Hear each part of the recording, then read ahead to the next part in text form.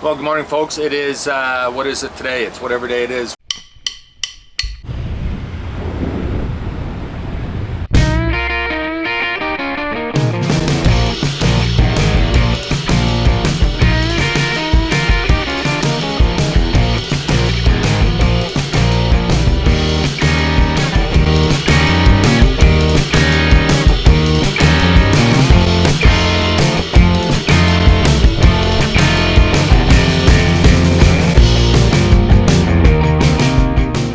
We are just leaving our perch over here at Ashburnham Lock 20 of the Transom Waterway. And we're going to be heading over to Peterborough Marina, which was our plan to get fuel and a pump out. Don't know if I mentioned it yesterday, but their pump out isn't working.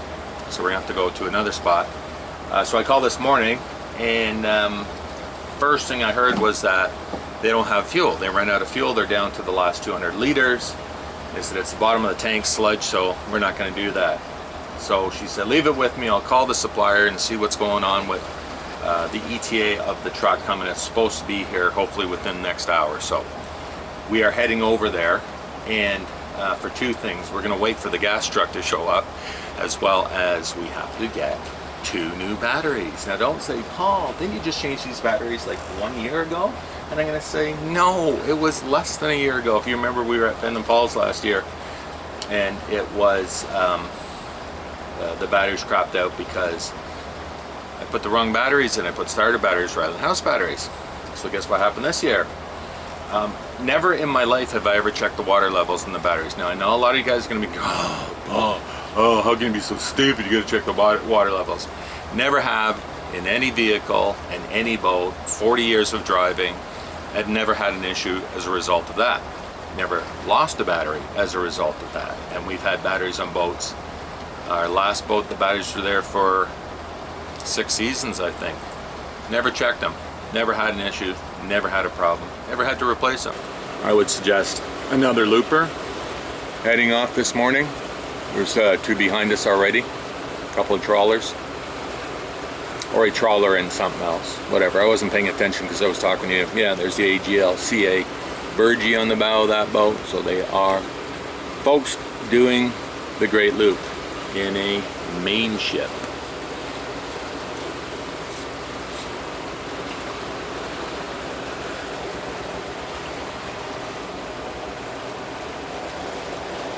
So what I'm thinking is, what I suggested at Anchor Girl, the problem presented itself actually in the same spot as it did last year at Rosedale Lock when we were there a couple days ago. And it's on the second night.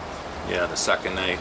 So I checked the water levels and they were down quite a bit. So I suggested to Anchor Girl that it's entirely possible that they were never topped up right from new, maybe for shipping reasons or whatnot.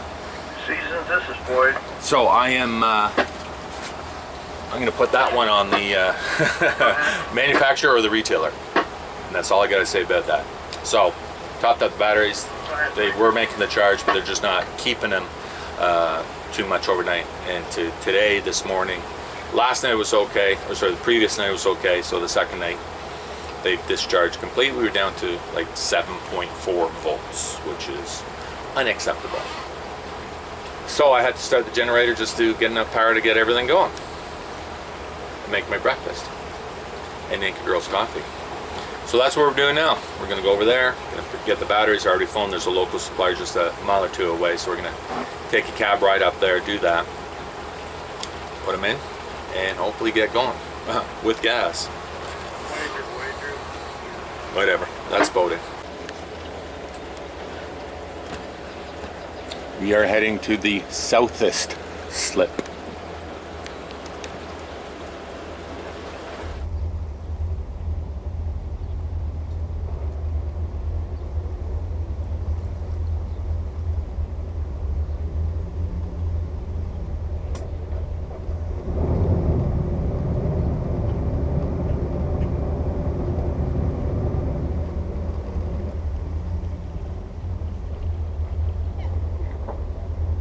Morning. Morning. How's your glorious Great Loop cruise going? It's going great. Awesome.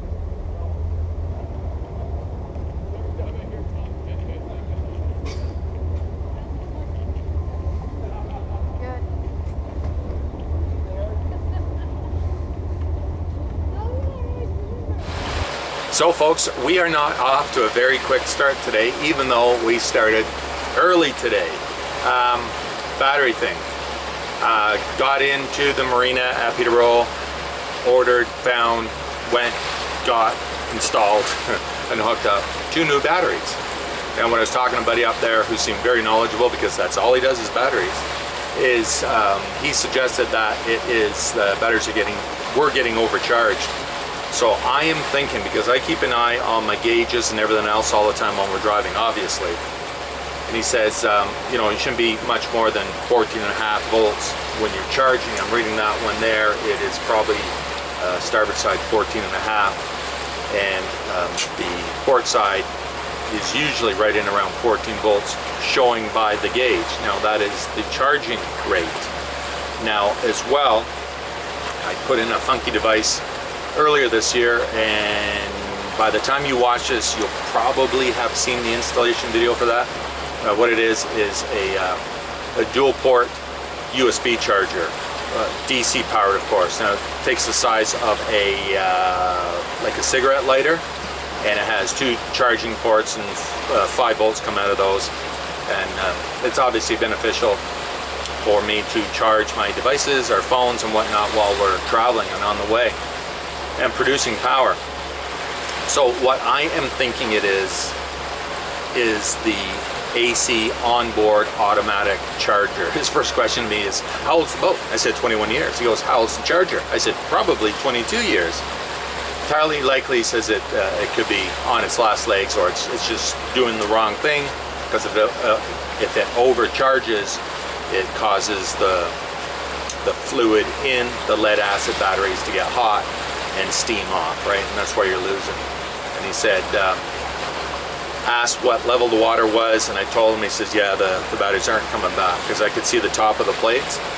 And so that's that. So what I'm going to do is, when we get to a place with shore power, thank you, my dear, and she's coming, I will plug it in, because I noticed for the first time crawling around there doing the batteries, way up high, because everything's so compact back there, there's actually an amp meter on that charger. Never knew.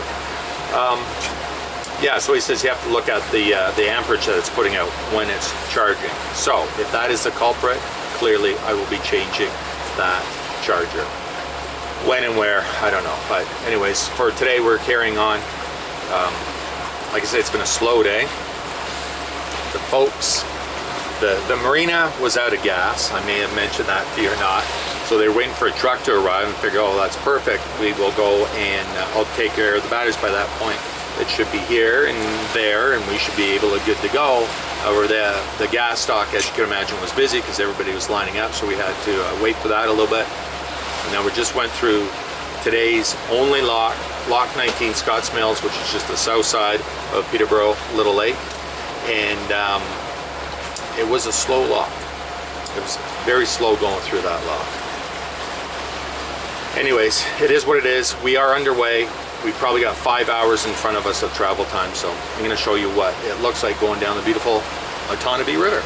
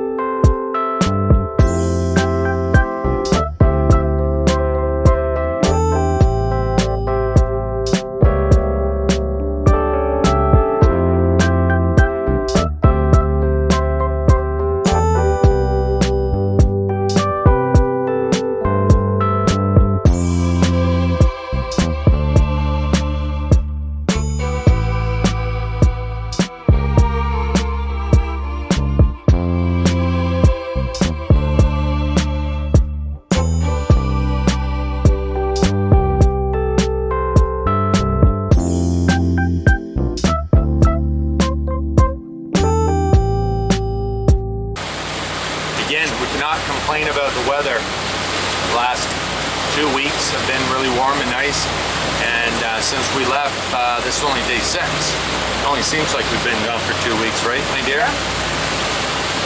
But the weather's been spectacular all the way along.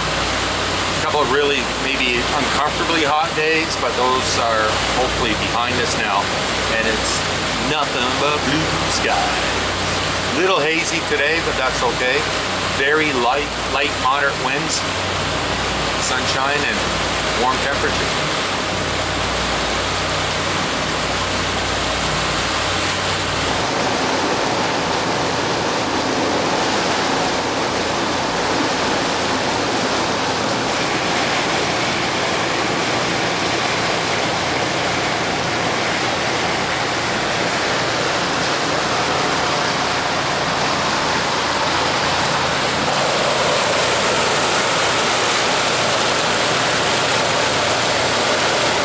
I don't know if you recall, but on day one, I set this trip meter on this thing, and it was showing, whatever it was showing, it was way off. It was 18 miles or something like that.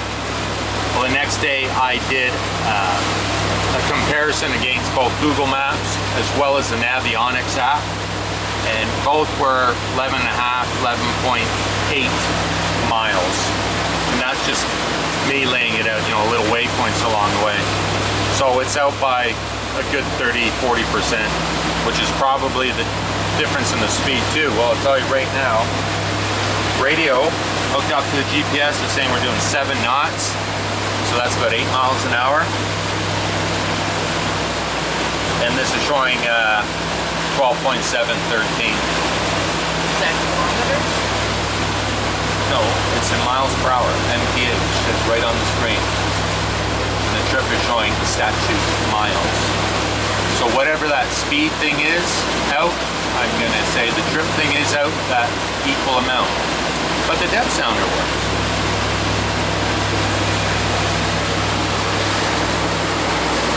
Oh, look at that bottom contour. That is so cool.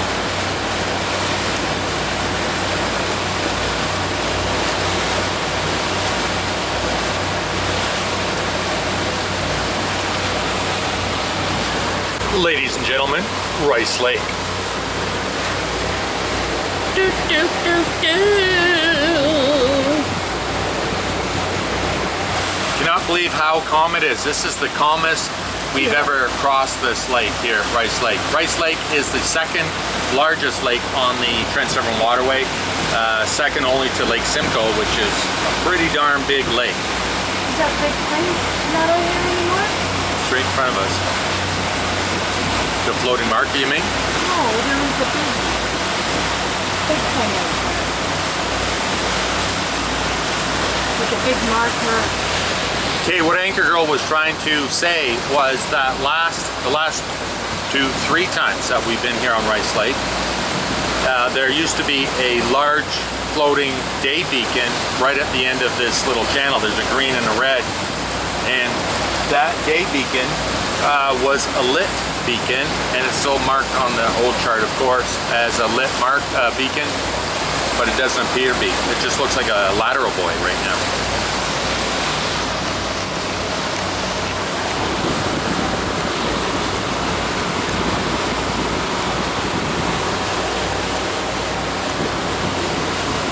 Yeah, it was right there.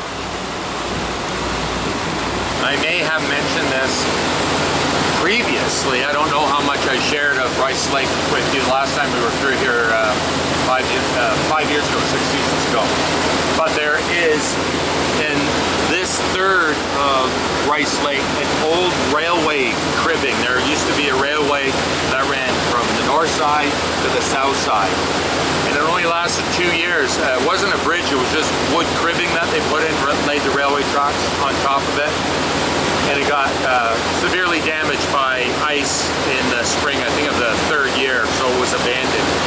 And then not too long after, they took the tracks up and most of the cribbing. However, a good deal of it still spans Rice Lake across here. But there is a marked safe passage through here.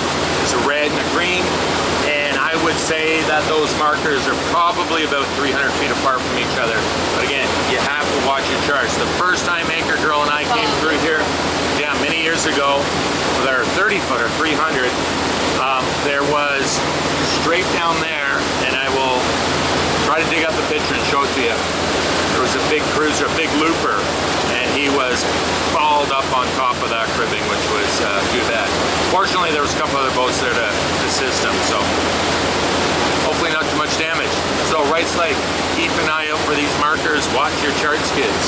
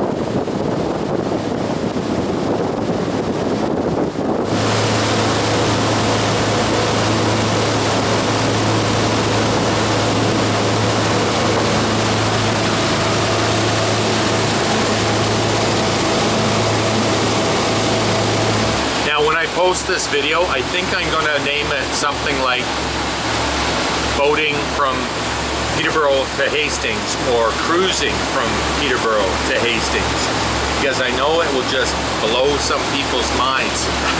In case you're not aware, Peterborough and Hastings are also towns in England. This area was settled 200 years ago by a lot of British immigrants, and of course they brought their names with them, and I guess make it feel like home.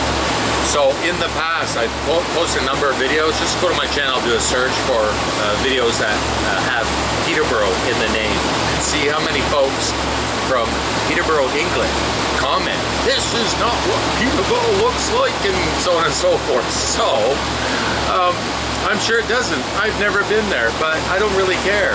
When I'm in Peterborough and I post a video from Peterborough, it is in Peterborough. I have no reason to lie to you. And right now we are about to approach and enter Hastings, a village in Ontario, Canada. So, like I said, I'm just gonna, I'm gonna title it something like that. See how many folks we have telling me that I'm telling them a fib. In fact, I don't even know if one can boat or cruise from Peterborough to Hastings. So I should look that up. I'm gonna make it, I'm gonna title it in such a way that there's no way we could do what we're doing if we were in England. So see how many people get comments. You know, it's quite comical. Anyways, we are about to enter, we're just about to approach Hastings Village Marina, which is where we're gonna stay tonight. As I mentioned to you earlier, we were hoping to get to the lock, but just as a backup plan, I called the marina and booked a tentative spot, and the young lady working there was good enough to phone me about a half an hour ago, and she says the lock had actually called her to tell her that the lock wall is full, so no more boats could come, or no more boats could tie up there, at least for tonight. So we are staying at the marina, and I'm okay with that. So is Anchor Girl, because we get Air conditioning. air conditioning. Now this last swing bridge just coming into Hastings, as you can see, that bridge is clearly not used for railway purposes anymore, so it's in a permanent swung open position. Given the fact that there's railings on it, I'm sure that they close this in the winter much like they do in Fenland Falls for snowmobiles, walking tours, whatever.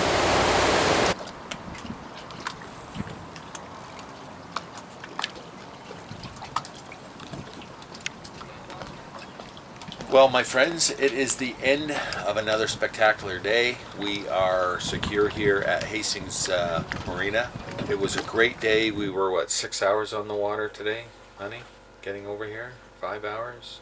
It seemed like 4.5 to get here. It seemed a lot longer. Yeah, but it was after 12. Yeah, but it was a long day. We left our stop at 8:30, and we didn't get here till 4:35. So it's a long day, swapping out the batteries, whatnot, but a good productive day because we put a lot of miles on the boat, and we are now hopefully 2 days away from Trenton. We already got a spot booked at the marina, looking forward to going back there. It's a brand new marina that we haven't been to before. We've been in Trenton, but not this marina, so looking forward to checking that out. So I'm just going to wrap up tonight's video by saying it was a spectacular day, and looking forward to tomorrow. We get a couple of 6-hour days on the water to get to where we got to get to. So we'll see how that pans out for tomorrow. Hopefully, fingers crossed, no more issues. But whatever, that's about it. Like I said to you last year, don't expect summer holidays to happen without an issue or something cropping up. But I was able to get my beer stock replenished today while we were in Peterborough, so that's a good thing. So from another glorious spot and another beautiful day here along the Transom Waterway, cheers, and we will see you on the next one.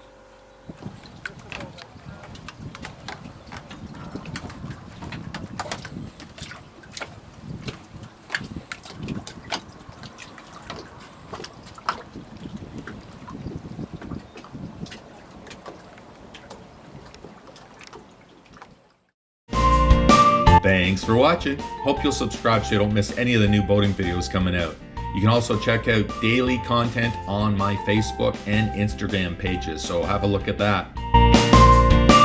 Now, if you'd like to support the channel a little bit more, check out my Patreon page to see how easy it is for you to help. And of course, you can head over to my main site at boatingwithboogaboo.com to find out all sorts of fun stuff.